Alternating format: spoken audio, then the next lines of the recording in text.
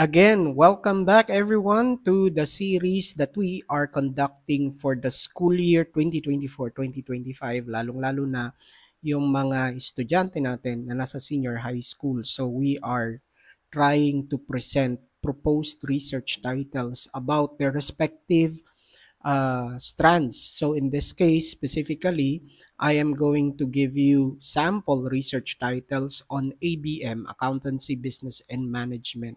So these are the proposed research titles that you can use as a guide in creating or crafting your own research title. Pwede nyo namang gamitin, kaya lang para mas specific, palitan nyo lang yung mga variables. So ito yung mga pwede nyong gamitin again na may kinalaman sa ABM strand or accountancy, business, and management. I hope this will be able to help you in understanding how to formulate research titles. Pero kung gusto nyo matuto kung paano gumawa ng research title from scratch, I have a YouTube video for that.